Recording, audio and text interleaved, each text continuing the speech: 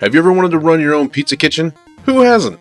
Isn't the American dream to work for a minimum wage in some dive pizza joint while customers bark their orders and you're forced to toil away in the hot kitchen for a slap on the back and an encouraging message of "come back tomorrow, kid"? Alright, well, it's all good and fun to poke at the concept of Pizza Express, but it certainly wins points for having some originality. Some of my favorite games of all time have nothing to do with slaying giant monsters or thwarting some magical villain twirling his mustache while he threatens the very existence of the universe. Unique concepts always win points in my book. Good gameplay and design always trump things that might be wrong with the game's concept. The question is, does Pizza Express manage to do this? Well, if you don't want to watch the whole video, then I'll just go ahead and spoil it for you now and say, no, not really. I really wanted to enjoy this game. It had some good ideas, but failed to execute them in a very fundamental way. First things first, the premise of the game is that you are working with two friends that just opened up a pizza place. You spend your time clicking and dragging ingredients from a bunch of bins to a work area to make pizzas. It's a simple enough premise, but can quickly get challenging. When you start the game, you'll be treated to a cutscene giving the backstory of two characters that you start the pizzeria with.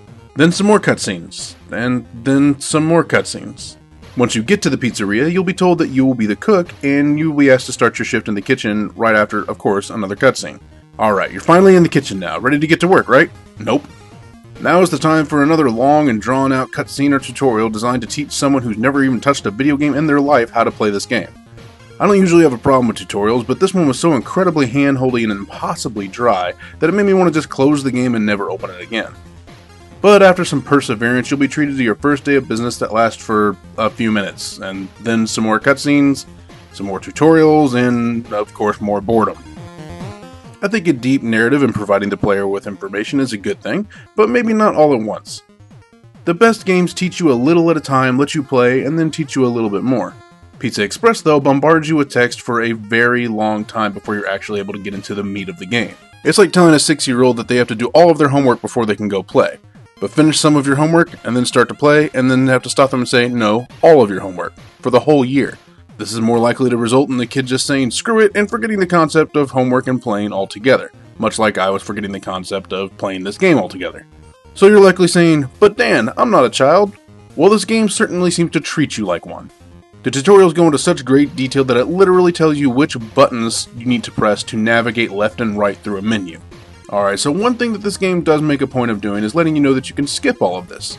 So that should be good enough to throw this argument out the window, right? Well, not really. When presented with a tutorial you haven't seen yet, how are you supposed to know if you can skip it or not? So even though you're presented with the option to skip the tutorial or cutscenes, taking that option could lead to you being lost, or maybe it couldn't. There's no way to know without actually seeing the tutorial. Alright, let's say you get past the tutorial and story elements. How's the actual game? The answer? Meh. You'll be taking orders and building pizzas as dictated on the recipe of the ticket. You'll run out of ingredients that take far too long to replenish. You'll find yourself waiting for long periods of time before your first ticket comes in, although the game does let you speed up time to help with this. And your reward at the end of all this is finding out that one pizza that you managed to screw up made you bankrupt. There's more to running this hole in the wall than just clicking various pizza toppings, though. At first you'll be limited to just the starting pizza recipes, but as the game progresses, more control over the restaurant opens up to you via adjusting the menu, prices, ingredients, and a plethora of other little touches that make the pizzeria yours. It's nice to have this level of control over the business, but whenever the actual gameplay is this shallow and still somehow tiring and frustrating, you'll find little reason to bother with the set dressing. Actually, making the pizzas is a bit sluggish as there's no keyboard inputs, only the mouse.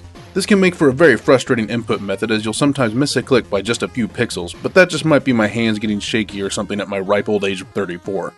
It's hardly something that breaks the experience though. Keyboard control simply would have been very nice to have. You'll click and drag the dough, click it again to roll it out, drag toppings on top of it, and then click it again to cook. Done. Deep and engaging gameplay it is not. I feel like I'm being excessively hard on Pizza Express. I honestly don't want to be. The developers set out to make a game where you manage a restaurant and cook pizzas, and that's what they did. It has a very old school art style and rock steady stability as the game never crashed on me even once. The game might speak to you. If you like reading lots of text and like the idea of playing a game of this ilk, I encourage you to give Pizza Express a try. Pizza Express bored me to tears though, it just did not speak to me. Although it may speak to you on a much deeper level that you'll absolutely love. For most of you though, I would encourage you to try out Cook Serve Delicious if you're looking for just a fun cooking game.